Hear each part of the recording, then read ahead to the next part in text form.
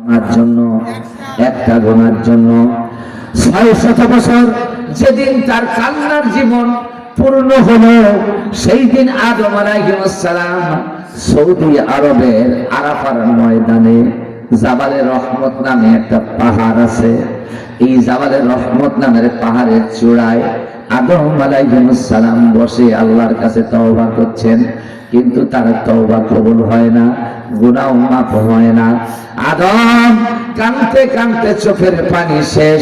ইমাম কুরতুবী বলেছেন, যখনই তিনি কাঁদেন চোখ দিয়ে রক্ত বের হয়, পানি শেষ হয়ে গেছে। আদম আলাইহিস সালাম এরকম কাঁদতে কাঁদতে জাবালে রহমতের চূড়ায় ঘুমিয়ে গেছেন।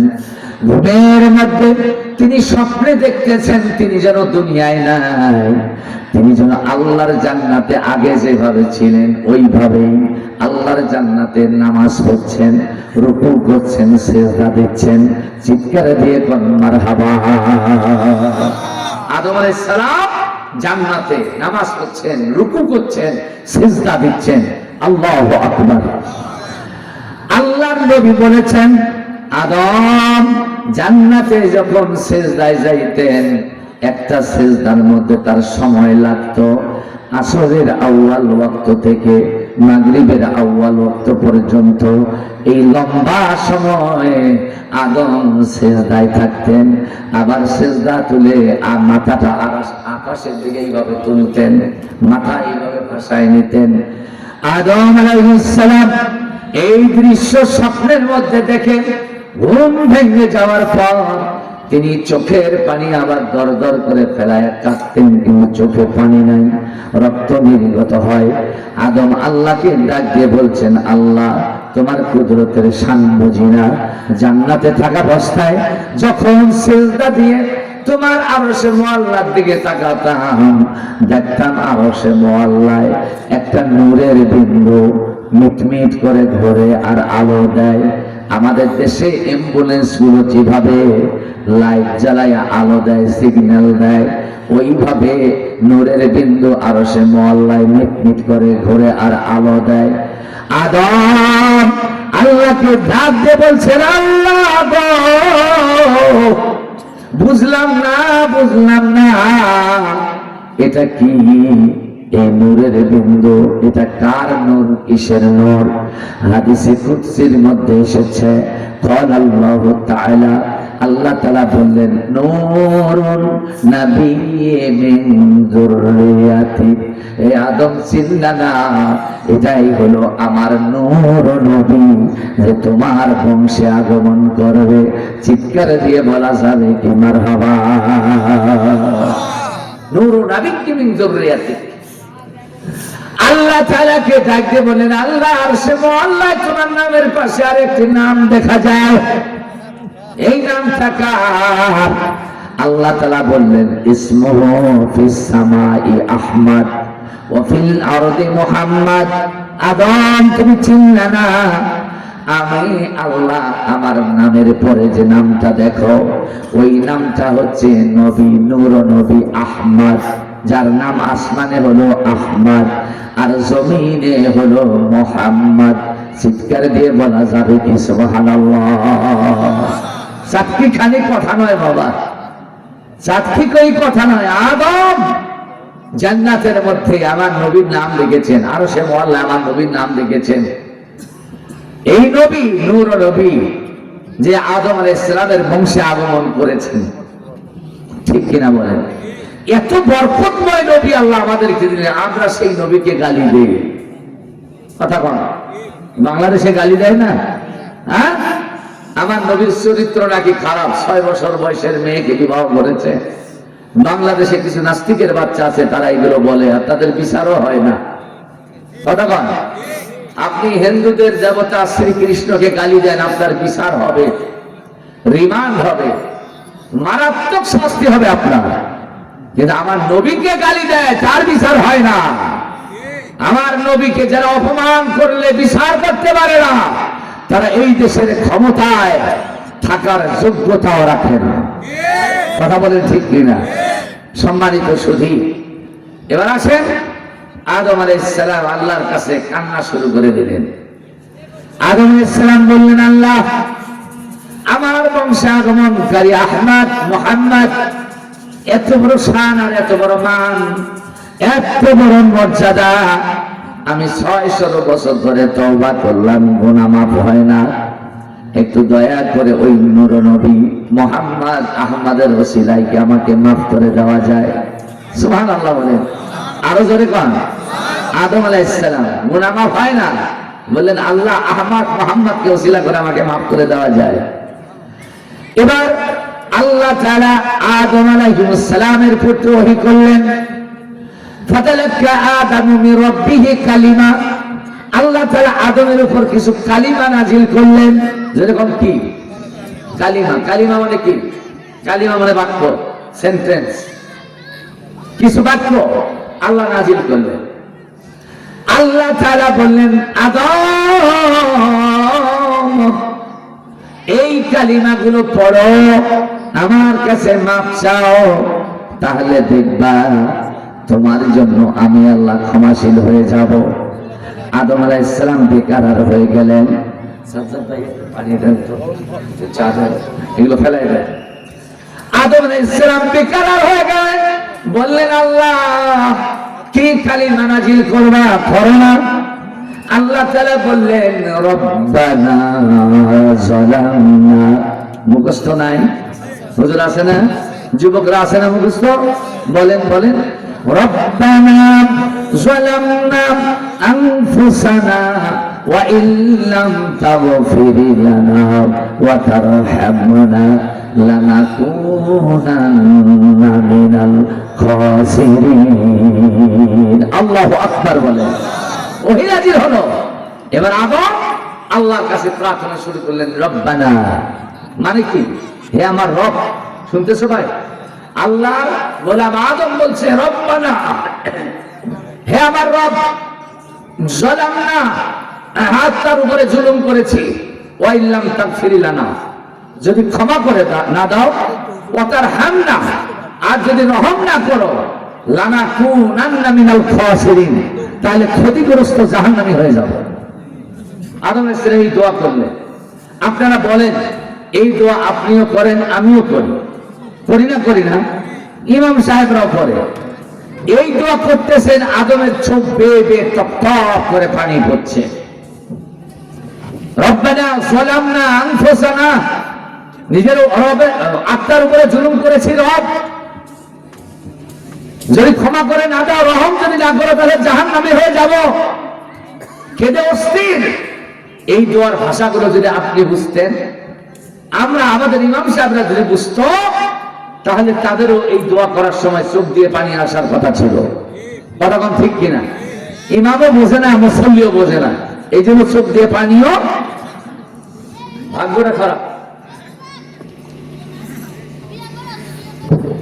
ইমাম নিয়োগ করবেন, ইমাম নিয়োগ করবেন জ্ঞানী ইমাম, আলেম ইমাম নিয়োগ করবেন।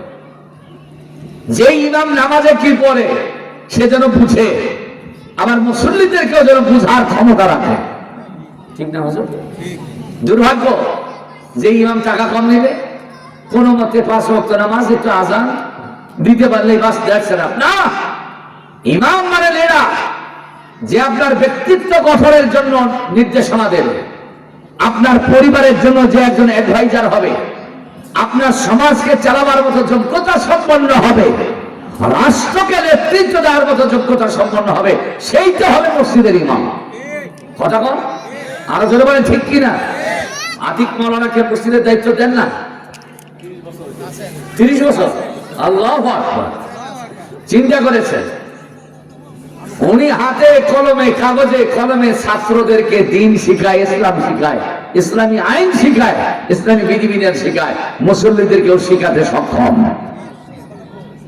1 বছর, এক মসজিদে 30 বছর। আলহামদুলিল্লাহ, বারাকাল্লাহু ফি উমরি। আমি হুজুরের জন্য দোয়া করি, আল্লাহ তাদের হায়াতে বরকত দেন। আল্লাহু আকবার। জি জি, আপনাদের ধন্যবাদ ভাই, আপনারা এত ভালো। হুজুর যদি বলে গাঁজা, মদ, জুয়া এগুলো চলবে না, এলাকায় চলে না, বন্ধ। হ্যাঁ, এই জন্য হুজুরকে মানে।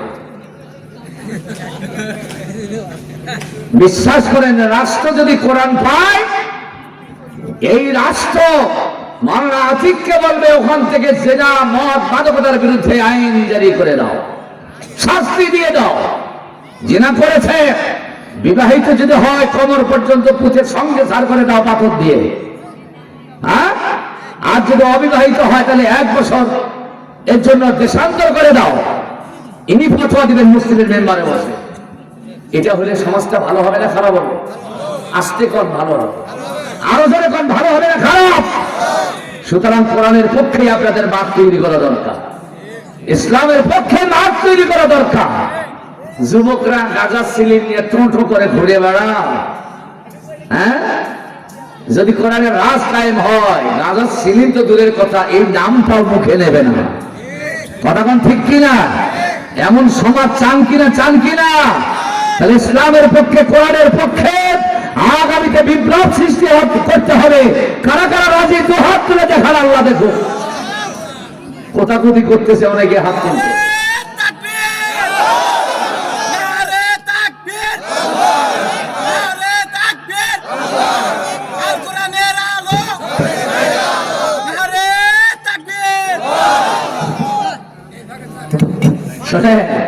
হাকিবাস কিছু মানুষ আছে না, এখানেও আছে, আমি দেখেছি। দেখাই দেবো না? না, তার প্রেস্টিজ আছে, সম্মান আছে, বলবো না। আমি তো চোখ ঘুরে ঘুরে দেখলাম কে হাত তুলেছে আর কে তোলে নাই। যারা হাত তোলে নাই, ইসলামী শাসন কোরআনের শাসনের পক্ষে যারা হাত তোলে নাই, বন্ধু আমি বলি, আল্লাহ কি তোমাকে দেখে দেয়? জোরে কর, দেখছে কিনা? আল্লাহ যখন তোমাকে ইমানদারদের দলে টানবেন আর তুমি যেতে ধরবা, আল্লাহ যদি কয় স্টপ, কি করবা? হ্যাঁ, থেমে যাও, এই কাফেলা তোমার জন্য নয়, তুমি ডানপন্থী না, তুমি বামপন্থী। তখন কি হবে? এই জন্য time and tide wait for none, সময় স্রোত কারোর জন্য অপেক্ষা করে না। অনুরোধ করব, সময় থাকতেই আমাদেরকে সমাধানের দিকে যাওয়া দরকার, ঠিক কিনা বলেন? হ্যাঁ, আমি কি তালাকের ফতোয়া দেওয়ার জন্য এখানে আসছি? হ্যাঁ, আমাকে নাটক থেকে সেদিনকে একজন ফোনে বলতেছে, হুজুর আমি রাগ করে বউকে 3 তালাক দিয়ে ফেলেছি। আমি বললাম যে ভালোই করছো, আরেকটা বিয়ে করো। কয় যে বউ আসতে চায়। আমি বললাম ভাই, আসলে আপনি জ্ঞানী না মূর্খ তা জানি না। তালাকের ফতোয়া এত সেন্সিটিভ ফতোয়া, এগুলো বাদী বিবাদীর কাছে না শুনে দেওয়া যায় না, তাদের কাছে শুনে তালাক দিতে হয়। 1 নিঃশ্বাসে 3 তালাক।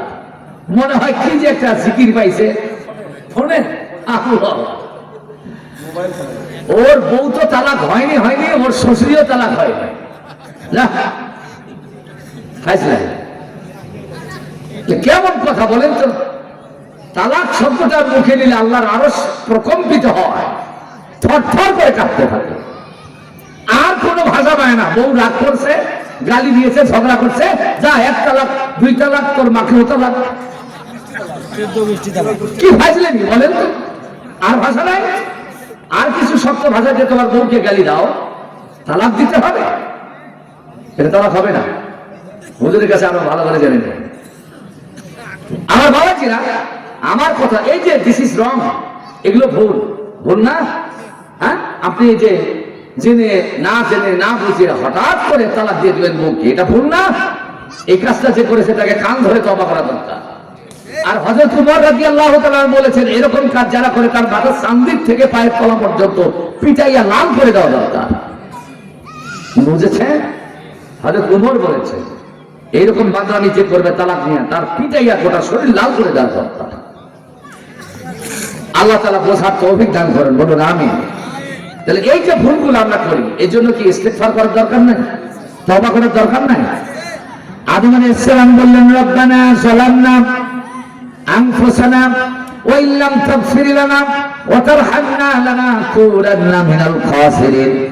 এইবার আদম আলাইহিস সালামের এই মুনাজাত যখন আল্লাহ তাআলার রহমতের দরিয়ায় জোশ পয়দা করে দিল, আল্লাহ স্থির থাকতে পারলেন না, আদমের প্রতি ওহী করলেন, ক্বাল আল্লাহু তাআলা ইয়া ইবনে আদম। আল্লাহু আকবার বলেন।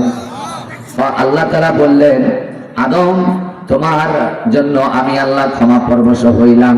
হাদিসটা এসেছে এইভাবে, ক্বাল আল্লাহু তাআলা ইয়া ফাআওহাল্লাহু ইলা আদম, আল্লাহ আদমের উপর ওহী করলেন, কদ গফারতু লিযামবিক, আদমকে বললেন যাও তোমাকে মাফ করে দিলাম, ওয়াজআলতু মিনাল আমবিয়া, আল্লাহু আকবার বলেন। এইবার শোনেন, আতিক মাওলানা নেতা হবে না হবে না? আল্লাহ তাআলা বললেন আদমকে আমি কদ গফারতু লিযামবিক, তোমার গুনাহ মাফ করে দিলাম, ওয়াজআলতু মিনাল আমবিয়া, আর আজকের থেকে আদম তোমাকে নবীদের অন্তর্ভুক্ত করে নিলাম। সুবহানাল্লাহ। প্রশ্ন হলো আদমকে জান্নাতে থাকা অবস্থায় কেন নবুয়ত দেওয়া হলো না? প্রশ্ন। জান্নাতে গুনাহ হয় না, বিশৃঙ্খলা হয় না, চাঁদাবাজি হয় না, ব্যাংক ডাকাতি হয় না, লুটতরাজ হয় না, জেনা ধর্ষণ হয় না, হয় যে ওইখানে নেতা লাগবে, বিচারক লাগবে। এই জন্য জান্নাতের মধ্যে নেতৃত্ব দেওয়া হয় নাই, নবুয়তের নেতৃত্ব আদমকে দেওয়া হয় নাই। দেওয়া হলো কোথায়? জান্নাতের বাহিরে, দুনিয়ায়। কেন? এখানে আদমের সন্তান হবে ছেলে মেয়ে একবার, আরো একবার ছেলে মেয়ে একবার। এইরকম করে সন্তান, আদম সন্তান পৃথিবী আবাদ করবে। তাদের মধ্যে কাটাকাটি হবে, মারামারি হবে, তাদের মধ্যে ডাঙাডাঙি হবে, চাঁদাবাজি হবে, লুটতরাজ হবে, হবে না হবে না? এই জন্য আল্লাহ তাআলা আদমকে নবুয়ত দিলেন, দুনিয়ায় যাও, আমি আল্লাহর পক্ষ থেকে নবী হিসেবে নেতৃত্ব দিয়ে এই সমাজের মানুষগুলোকে ভালো করো। সুবহানাল্লাহ বলেন। এবার বলেন, যদি নেতৃত্ব দিতে হয় এটা আল্লাহ সন্তুষ্টির জন্য আলেমদেরকে নেতৃত্ব দিতে হবে, অথবা ইমানদারদেরকে নেতৃত্ব দিতে হবে, ঠিক কিনা বলেন? কোন বেঈমানদার, জালিম, কোন চাঁদাবাজকে নেতৃত্ব দেওয়া এটা আল্লাহর পছন্দ নয়। আমার কথা শুনে আপনারা একমত না দ্বিমত? এটা আমার কথা নয়, এটা আল্লাহর কথা। যেরকম কার কথা? আল্লাহ তাআলা। এটা বোঝার তৌফিক আপনাকে দান করুন। সকলে বলুন আল্লাহুম্মা আমিন। এবার আসেন, আমি আপনাদের কাছে যে মিনতি কণ্ঠে আবেদনের সাথে যে কথাগুলো বলতে চাই, আমাদের সামনে পিছনে ডানে বামে গুনাহ ছাড়া আমরা কিছুই দেখি না। কথা কোন ঠিক না? এই জন্য আল্লাহর কাছে আমাদের প্রত্যাবর্তন করতে হবে, তওবা করতে হবে, মাফ চাইতে হবে। আল্লাহকে বলতে হবে, আল্লাহ যেগুলো গুনাহ জীবনে করেছি ওইগুলো আর করব না, তুমি আমাকে মাফ করো, তাহলে গুনাহ মাফ হয়ে যাবে। সুবহানাল্লাহ বলেন। হাদিস শরীফের মধ্যে এসেছে আল্লাহর নবী, বিশ্ব নবী পরবর্তীতে আল্লাহ তাআলাকে ডাক দিয়ে বললেন, আল্লাহ আদমকে তো মাফ করে দিয়েছেন, কিন্তু আমার এতিম উম্মতের অবস্থা কি হবে? তার মানে আপনার আমরা চিন্তা করলেন বিশ্ব নবী। নবীজি বললেন আমার উম্মতের অবস্থা কি হবে? আমার নবীজির চিন্তা আল্লাহ তাআলা মাথায় নিলেন। আমার নবীকে ডাক দিয়ে বললেন, ক্বালাল্লাহু তাআলা ইয়া ইবনে আদম, আল্লাহ তাআলা বললেন, হে ইবনে আদম, লাউ বালাগাত, লাউ বালাগাত, লাউ বালাগাত, লাউ মানে যদি বালাগাত পৌঁছে যায়, লাউ বালাগাত জুনুবিকা গামামাস সামা, তোমার গুনাহগুলো যদি আকাশের মেঘমালা পর্যন্ত উঁচা হয়ে যায়। অন্য হাদিসে বলা হলো, তোমার গুনাহগুলো যদি আকাশের মেঘমালা পর্যন্ত, আকাশ পর্যন্ত যদি পৌঁছে যায়, তুমি যদি তাওবাতান নাসুহা করো, আমি আল্লাহর কাছে যদি প্রত্যাবর্তন করো, ফিরে আসো, আমি আল্লাহ কদ গফারতু লিযামবিহি, এ আদম সন্তান ওয়াদা দিলাম জীবনের সমস্ত গুনাহ মাফ করে দেব। জোরে কোন আল্লাহু আকবার। আমার নবীজি, আমি আলোচনা শেষের দিকে নিয়ে আসছি, আমার নবীজি ইসলামিক বিধিবিধান দিয়ে মক্কার মানুষগুলো এভাবে 13 বছর বোঝালেন। যেরকম কত বছর? আরো জোরে কোন? 13 বছর বোঝার পর যখন দেখলেন না ভাগ্যের পরিবর্তন হয় না, দাদা প্লিজ লুক মি, আমার দিকে তাকান প্লিজ, আমি মুসাফির, আমি মজলুম, আমি খানায় কাবার মেহমান, আমি রসুলের রওজার সাথী, কয়েকবার রসুলের রওজার স্পর্শ আমার হাতে। রসুল্লাহ যে মেহরাবে দাঁড়ায় নামাজ পড়ছেন, ওই মেহরাবে আমিও দাঁড়াবার সৌভাগ্য অর্জন করেছি, আলহামদুলিল্লাহ বলেন। আমার রসুল্লাহ যে মেহরাবে দাঁড়াইয়া নামাজ পড়াইছিলেন, ওই মেহরাবে আমিও দাঁড়িয়েছি। তবে পুলিশ দাঁড়াতে দেয় না, তাড়াতাড়ি খেদাইয়া দেয়। আমি এসেছি দুটো হাত দিয়ে আপনাকে দোয়া দেব। দোয়া নেওয়া যাবে ইনশাল্লাহ? নেওয়া যাবে নাকি দয়াল বাবার দরবারে যেতে হবে? এটাই এই দরবারটাই, হ্যাঁ হ্যাঁ হ্যাঁ, এই দরবারটাই আজকে আমাদের জন্য রহমতের লীলা খেলায় পরিপূর্ণ হতে পারে যদি আমরা মালিকের সাথে আমাদের যোগাযোগটা ভালো করে করতে পারি। কথা বল ঠিক না? তা আমি বলছিলাম আমার নবীজি 13 বছর মক্কায় মানুষকে দ্বীন বোঝালেন, ঈমান বোঝালেন, তাওহীদ, রিসালাত, আখিরাত বোঝালেন।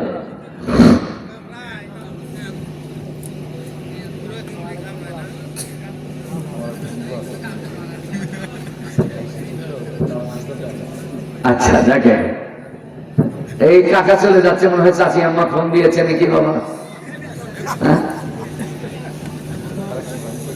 একা একা কিছু ভালো লাগে না, এই জন্য চাচা উঠে যাচ্ছে না, আমিও আসতেছি, অপেক্ষা করো। হয়তো হাজত ছাড়তে যাচ্ছে, কেউ যাবেন না, আল্লাহর রাস্তায় তাবারক আছে ভাই, মোনাজাত করে যাবেন তাবারক আছে। আমি আপনাদেরকে বলছি আমার নবীজি মক্কায় 13 বছর মানুষকে তাওহীদ, রিসালাত, আখিরাত, ঈমান, আকীদা এগুলো বোঝালেন, কিন্তু সমাজের পরিবর্তন যেরকম হয়েছে, আমার নবীর মনে রক্তক্ষরণ। আমি নবী হইয়া দাওয়াত দেই, আমার কথা শোনে না, আমার দাওয়াত মানে না। আল্লাহ বলছেন নবী যারা মানবে এরকম একটা জনপদ আমি তোমার জন্য তৈরি করেছি। একটু দয়া করে সুবহানাল্লাহ বলা যাবে? আমার নবীকে এবার আল্লাহ মক্কা থেকে উঠালেন, আস্তে করে মদিনায় নিয়ে গিয়ে বসাবো। এখনো বসান নাই, আমার নবী মদিনার বাউন্ডারিতে পা দিচ্ছেন। খুব গভীর মনোযোগ, মদিনার বাউন্ডারিতে পা দিয়েছেন। দেখছেন আতিক হুজুরের চাইতেও বুড়া বুড়া মানুষ, মুখে দাগ পড়ে গেছে, গায়ের চামড়া ঢিল, দাড়িগুলো পেকে, লোম পেকে সাদা হয়ে গেছে। আমার নবীকে রিসিপশন জানার জন্য, গার্ড অব অনার জানার জন্য রাস্তার পাশে দাঁড়িয়ে আছে।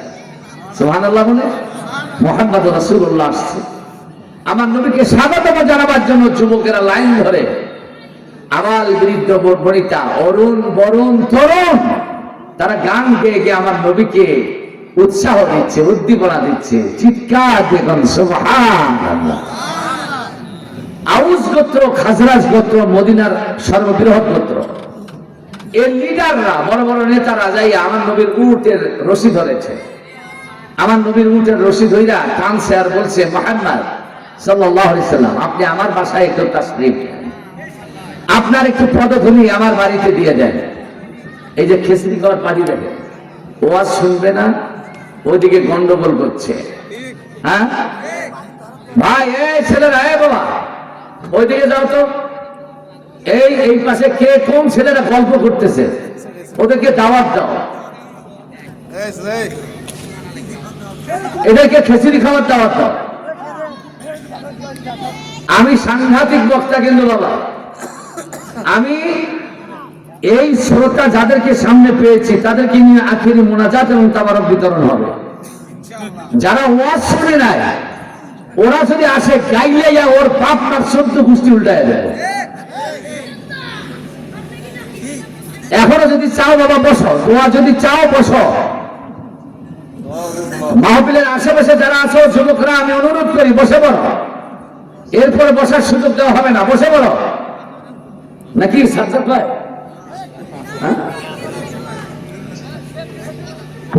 তাবারকের ব্যবস্থা করেন, আমি আলোচনা শেষের দিকে নিয়ে যাচ্ছি। হ্যাঁ, আর আপনারা ওটাও চিন্তা করেন না, আমি দেখতেছি। আমার নবীজি মদিনায় পা দিয়েছেন, আউস গোত্রের লোকেরা, খাজরাজ গোত্রের লোকেরা নবীর উটের রশি ধরে টানছে। আমার বাসায় একটু পদধূলি। আল্লাহর নবী বললেন, আউস গোত্রের নেতারা, খাজরাজ গোত্রের নেতারা, আমার উটের লাগাম ছেড়ে দাও, টান দিও না, ডিস্টার্ব দিও না।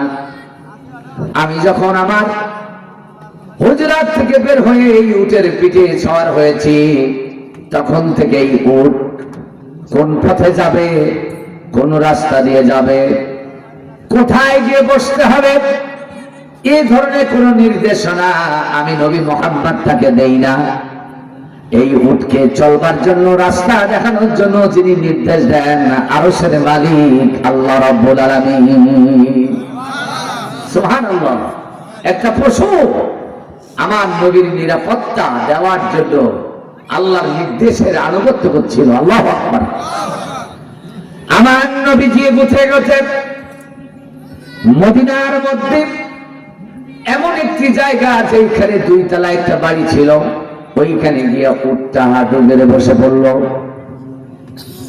আস্তে করে নবীজি উটের পেট থেকে নামলেন। নামার পর আমার নবীজি ওই 2 তলা বিল্ডিং এর দক্ষিণ পশ্চিম পাশে একটা খোলা জায়গা দেখলেন। নবীজি বললেন, সাথীরা, সাহাবীরা, ও মদিনার লোকেরা, এই জায়গাটা কার? আমি নবী মুহাম্মদের বড়ই পছন্দ হয়েছে, একটু বলো তো ওই জায়গাটা যদি আমি নবী মুহাম্মদকে ওয়াকফ করে দেয়, সাদকা যদি করে দেয়, ওই জায়গার মধ্যে আলোচিত একটা মসজিদ বানায়া মুসলমানদের দিতে চাই। আল্লাহর নবী এই কথা বলার পর মদিনার স্থানীয় লোকেরা ইহুদির বাড়িতে গিয়া বলল, জায়গাটা সদকা করবা নাকি? বলছে না, যাও, সদকা করবো না। এরপর নবীজি কয়েকজন সাহাবীকে বললেন, তোমরা ইহুদিকে ডেকে নিয়ে আসো। ইহুদিকে ডেকে নিয়ে আসা হলো। আমার নবী তাকে বুঝালেন, জায়গাটা দাও, আমরা মুসলমানদের জন্য একটা মসজিদ বানাতে চাই। ইহুদি বলছে, না, ওই জায়গা আমার সদকা করা কোনো কর্মেই সম্ভব নয়। আমার নবীজি বিরক্ত হলেন বটে, তবে কিছুই বললেন না। সাহাবীরা হতভম্ব হয়ে গেল। আল্লাহর নবী, বিশ্বনবী কাউকে কিছু বললেন না। অন্ধকার রাতের পর্দা চিরে হযরত ওসমান জিন্নারাইন রাদিয়াল্লাহু তাআলা হাঁটি হাঁটি পা পা করে ওই ইহুদির বাড়িতে গেলেন। যাওয়ার পরে বললেন, রাহমাতুল লিল আলামিনকে যে ফিরায় দেয়, যে কষ্ট দেয়, আল্লাহকে কষ্ট দেয়, আর আল্লাহকে যে কষ্ট দেয়, দুনিয়ায় শান্তি পাওয়ার কথা নয়। ইহুদি বলছে, তুমি কি বোঝাতে চাও? আমার নবী চেয়েছেন তোমার জায়গায় মসজিদ বানাতে, জায়গাটা যদি সম্ভব হয় ওয়াকফ করে দাও। তুমি কে? তোমার পরিচয় কি? নাম কি বলো? বলছে, আমি উসমান ইবনে আফফান, আফফানের ছেলে আমি উসমান। হযরত উসমান ওই সময় মক্কার মধ্যে যদি 3 জন শ্রেষ্ঠ ধনী লোক ছিল, তার মধ্যে উসমানও ছিল একজন। আল্লাহু আকবার বলেন। হযরত উসমানকে যখন না করে দেওয়া হলো, বলা হলো, না, ওই জায়গা আমি সদকা করব না, তখন উসমান বললেন, কি হলে জায়গাটা দিবা বলো, বিক্রি করবা কিনা? তখন ওই ইহুদি জমির মালিক বলছে, তুমি যদি চাও, তুমি যদি আমার মূল্য দিতে পারো, তাহলে ওই জায়গাটা তোমার জন্য দলিল করে দেব। ওসমান বলল, আমার জন্য দলিল লাগবে না, যা মূল্য চাও বলো, তোমার মূল্য দিয়ে দেই, জায়গাটা আমার নবীর নামে ওয়াকফ করে দাও। সুবহানাল্লাহ বলেন। আল্লাহর নবী কিছুই জানে না। ইহুদি বলছে, আমার জমির মূল্য দিতে পারবে? পারবো। কি চাও বলো? ইহুদি বলছে, আমি জানি তোমার পক্ষেই সম্ভব, কারণ এই মক্কা আরব ভূখণ্ডের মধ্যে তুমি বড় লোক।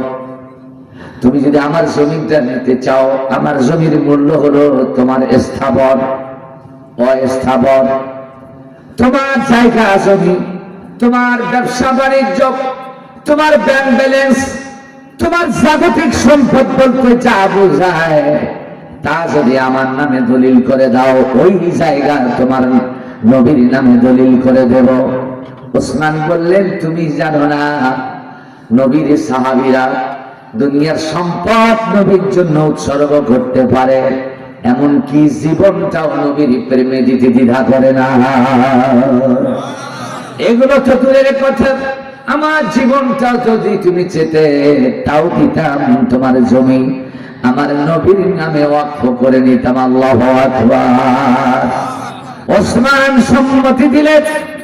ইহুদি এইবার দলিল আদিল্লা এনে বলছে, যা লেখার তা তো লিখেছি, এবার তোমার দায়িত্ব হলো সই করে দাও, তোমার জায়গা জমির মালিক এবার আমি হতে চাই। আমার জায়গার মালিকেরা তোমার নবীকে বানায় দিতে চাই। ওসমান সই করে দিলেন, একটুকু কুণ্ঠাবোধ করলেন না, দ্বিধা করলেন না। তিনি দলিল যখন কমপ্লিট করে দিলেন, মুনাফিক দলিল নিলেন। ওসমান বলল, তোমার জমির দলিলটা দিয়ে দাও। যখন ইহুদির জমির দলিলটা ওসমানের হাতে দেওয়া হলো, এত বেশি খুশি হলেন, হাঁটতে হাঁটতে নবীজির সামনে গিয়ে হাত বাড়ায় বলছেন, ইয়া রাসূলুল্লাহ, ওই জমিটা আমি দলিল করে এনেছি, আপনার নামে ওয়াকফ করা হয়েছে। আমার নবী ওসমানের চোখের দিকে তাকায়, নবী তো চেহারার দিকে তাকায় তিনি অনুধাবন করতে চান তার ভিতরকার অবস্থাটা কি। আল্লাহর নবী দেখলেন ওসমান চোখের পানি, চোখ লাল টকটকে হয়ে গিয়েছে, কিন্তু নবীকে কিছুই বলতে পারছে না। আমার নবী বললেন, কি করে কিনে নিয়েছো, কিভাবে কিনে নিয়েছো বলো। ওসমান বলবে। এমন সময় ওই জমির মূল মালিক ইহুদি, সে দুলতে অশ্রু সিক্ত নয়নে আমার নবীর সামনে এসে বলছে, চিৎকার দিয়ে বলছে, ইয়া মুহাম্মদ, ইয়া রাসূলুল্লাহ, আমার গোস্তাকি মাফ করবেন, আমার বেয়াদবি মাফ করবেন। আপনার দেওয়া প্রস্তাব আমি নাকচ করে দিয়েছিলাম, তখন থেকে মনটা আমার ভালো যাচ্ছিল না। এরপরেও ওসমানের সব সম্পত্তি আমার জমির বিনিময়ে কিনে নিয়েছি। এটা নেয়ার পর থেকে আমার কলিজায় যেন আগুন ধরে গিয়েছে। ইয়া রাসূলুল্লাহ, এই যে ওসমানের জায়গা জমি সব দলিলগুলো ফেরত দিয়ে দিলাম, আপনি ওসমানকে বোঝায় দেন। ইয়া রাসূলুল্লাহ, ইয়া হাবিবাল্লাহ, আর যে জায়গা আপনি পছন্দ করেছেন মসজিদের জন্য, আমি ওই জায়গাটা আল্লাহর জন্য, লিল্লাহিয়াতের জন্য আপনার নামে ওয়াকফ করে দিলাম। শিক্ষা দিয়ে কোন সুবহানাল্লাহ। আমার বাবা জিরাব ওসমান নাই, কিন্তু ওসমানের মতো মানুষ আছে। কথা কোন ঠিক না বেঠিক? আপনাদের যে হাফিজিয়া মাদ্রাসা, নুরুল হুদা সিদ্দিকিয়া মাদ্রাসা, এই মাদ্রাসা কয়েক বছর বন্ধ ছিল। কোরআনের আওয়াজ সেখানে হয় নাই, কোরআনের তালিম সেখানে হয় নাই। আল্লাহর কসম করে বলছি, এটা আপনাদের জন্য গজবের কারণ ছিল। আপনারা রহমত পাওয়ার যোগ্যতা অর্জন করলেন তখন মাদ্রাসায় কোরআনের শিক্ষার দ্বার খুলে দিলেন যখন। কথা বলেন ঠিক কিনা? মাদ্রাসার দরজা উন্মুক্ত করে দিয়েছেন। ছাত্র যা আছে আরো ছাত্রের দরকার, অবকাঠামো যা আছে তার দরকার, কিন্তু শিক্ষক নিয়োগ করতে হয় পাঠদানের জন্য। এদের বেতন কোথা থেকে দিবে? কমিটিরা কিভাবে দিবে? যদি কমিটি দিতে না পারে, এলাকাবাসীও যদি নিশ্চুপ থাকে, আপনারা লিখে রাখেন, ফখরুল ইসলাম হাদি আমি বলে গেলাম, আল্লাহর গজব থেকে কেউ পার পাবেন না। আর যদি মাদ্রাসার প্রয়োজন মেটাতে গিয়ে আব্দুর রহিমে গিয়াসে, আব্দুল করিম, আব্দুল বাসেদ, ইসহাক, আবু জাফর যদি এগিয়ে আসেন, এলাকাবাসী যদি এগিয়ে আসেন, আল্লাহর কসম করে বলছে রে বাবা, এই কোরআনের ওসিলায় রহমতের বৃষ্টি নাজিল হবে। কথা কোন ঠিক না? আল্লাহ তাআলা বললেন, ولو أن أهل القرى آمنوا واتقوا لفتحنا عليهم بركات من السماء والأرض। চিৎকার দিয়ে কোন আল্লাহু আকবার। সবাই বলেন আল্লাহু আকবার। আল্লাহ তাআলা বললেন, জনপদের লোকেরা, এলাকার লোকেরা, কোন কওমের লোকেরা যদি দুটা কাজ করে, জোরে কোন কয়টা কাজ? আমানু ওয়াত্তাকাউ, আল্লাহকে যদি আল্লাহর উপর যদি ঈমান আনে, আর যদি আল্লাহকে ভয় করতে পারে। আল্লাহ তাআলা নবীকে বললেন, নবী গো,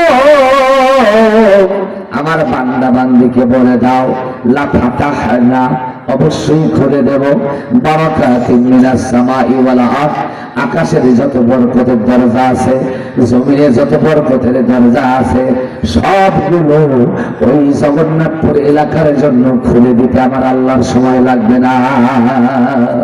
কথা কোন ঠিক না? আপনারা কি আল্লাহর রহমত চান, বরকত চান? আল্লাহর হস্তে একজন ওসমান দাঁড়ায়, জানতো বাবা, একজন ওসমান দাঁড়ায় বলেন, হুজুর আমি এককালীন 1000 টাকা এই মাদ্রাসার ফান্ডে দেব, আমার বাবা নাই মা নাই, একটু দোয়া করে দিয়েন। আমি খানায় কাবার যেই হাত দিয়ে স্পর্শ করেছি, নবীজির রওজা যে হাত দিয়ে স্পর্শ করেছি, ওই হাত দিয়ে আপনার বাবা মায়ের জন্য দোয়া করে দেব। বাবা কে আছেন বলেন তো? ওসমানের যোগ্য উত্তরসূরি একজন। 1000 টাকা আল্লাহর কোরআন এই নুরুল হুদা সিদ্দিকিয়া মাদ্রাসার জন্য। খুব তাড়াতাড়ি বলেন কে আছেন বাবা? 1000 টাকা আরো খুব তাড়াতাড়ি আমি দেখতে চাই। আল্লাহ তোমার বান্দাকে বিত্তবান, বিত্ত বৈভবের মালিক, কে সম্পদশালী আমি জানি না, কে চাকরিজীবী, কে ব্যবসায়ী আমি জানি না, যারা 1000 টাকা আগে দিবে আল্লাহ দয়া করে তার ব্যবসা বাণিজ্যে, তার কর্মে, তার চাকরিতে আল্লাহ তার কাজে কর্মে বরকত দেন। সবাই বলেন আমিন। কে আছেন বাবা? তাড়াতাড়ি বলেন 1000 টাকা। আল্লাহু আকবার। আল্লাহ তোমার বান্দাদের মন তৈরি করে দাও। আল্লাহ কোরআন সামনে নিয়ে আপনার বান্দার কাছে সাহায্য চাইছি। আল্লাহ আল্লাহ এই কোরআনের ওসিলায় আপনার বান্দা আমার একজন মুরব্বী চাচা। আল্লাহু আকবার। কত? 1000। নারায়ে তাকবীর। সবাই তাকবীর দেন নাই? যিনি দিয়েছে তার নামে সবারই তাকবীর দেওয়া দরকার। একটু বলেন নারায়ে তাকবীর। একজন চাচা দিলে 1000, আর একজন ভাই তার ছেলের দ্বারা 1000। আল্লাহ দুইজনের দান কবুল করো। আল্লাহ দুইজনের জানে মানে বরকত দিয়ে দাও। অভাব থেকে তাদেরকে নিরাপত্তা দান করো। আযাব গজব অসুখ বিসুখ থেকে হেফাজত করো। সবাই বলুন আমিন। আমিন আমিন আল্লাহ আমিন। দানকারীদের জন্য হয়ে যাও জামিন। দান করিয়া তোমার বান্দা, আল্লাহ তোমার বান্দা আমার চাচা বুড়া মানুষ, মুখের চামড়া ঢিল হয়ে গেছে, এইবার যোগ্য বয়সে 1000 টাকা কোরআনের মা পাচ্ছিল। ও আপনি? ও দাতা। আল্লাহু আকবার, আল্লাহু আকবার, বারাকাল্লাহ। জমিন দাতা। নারায়ে তাকবীর। আরো একজন ভাই আমার 1000 টাকা করলো দান। আল্লাহ তুমি মেহেরবান, আমার ভাইয়ের রেখমান জানে মালে বরকত দেন। দেখেন দান করলে কমবে না ভাই, বিনিময় তার পাওয়া যায়।